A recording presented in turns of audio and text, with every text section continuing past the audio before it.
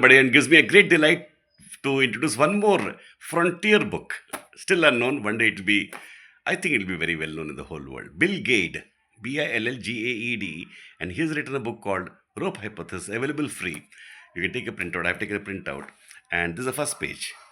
01. All there ever was and always will be. But before I start, I'll have to give you a small introduction. Bill Gates writes on modern physics uh, fallacies. What is wrong with modern physics?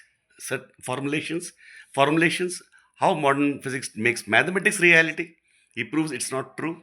You can't make mathematics reality. How modern physics, because it can be applied to technology, thinks it has got the truth. No. How modern physics describing replaces explanation? He says no. So it's a very rational way of looking at modern physics. Have you ever wondered why is modern physics so vague and crazy? It is not vague or crazy. Einstein was right. God doesn't play dice. What he means was there is an order, there is a causality. But modern physics can be confused. Modern physics can be confused. Reality is not confusing. That is what Bill Gates actually proves.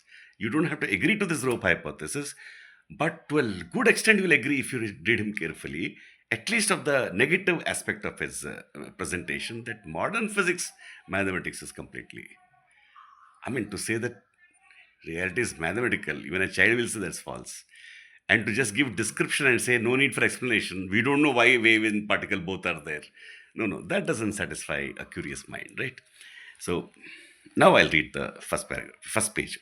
All there ever was and always will be. All there ever was, all there ever was, and always will be. Hmm? We start with a radical assumption. All matter, it will blow your mind. All matter is made of a single thread. All matter is made up of a single thread. If you begin to walk along the thread, you will travel uninterruptedly through every piece of matter in the universe until you reach your starting point. Now, this is not some science fiction is writing. This is his hypothesis to explain which scientists have not been able to explain. So he has given a rope hypothesis. This is the rope he's talking about. Every atom is connected to every other atom in the universe. Let's attempt to visualize this unprecedented, he himself is saying, unprecedented proposal by unraveling all the matter in the universe. We end up with a single closed loop fiber floating in stark nothingness. Visualize a ring. The rope hypothesis proposes that the single thread is the fundamental building block for matter. It is a starting point of the theory. If you were to unravel all the matter in the universe, you wouldn't end up with countless discrete particles, but rather with a single closed loop thread. If you begin to walk along the thread, you would travel uninterruptedly through every piece of matter in the universe until you reach your starting point. He's repeated with a figure. He's written it like almost writing to a child because he's writing something very new. The thread that comprises matter is not a concept. Like he's using a word called a concept here. It is an extremely long and immeasurably thin object. So he's guarding you from not falling into the concept without. The thread is an object because it has shape and not because it can be seen or touched.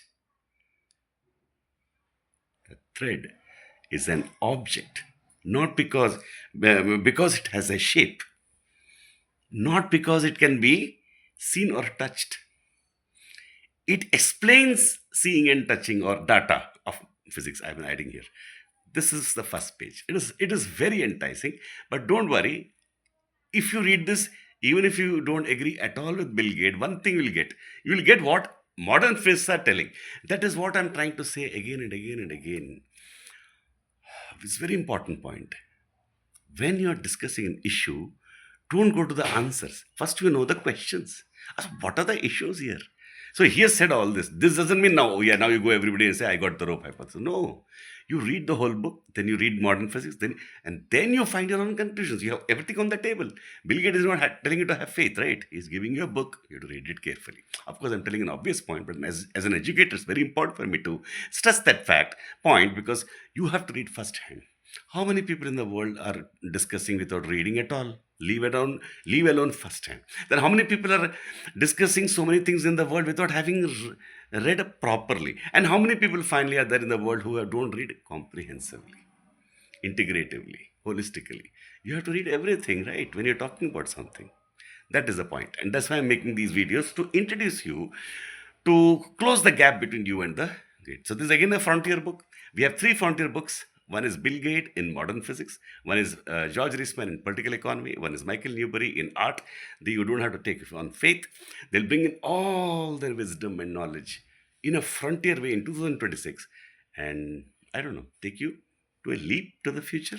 I think you should use these books. And I'm sharing that these have been very useful to me. Thank you.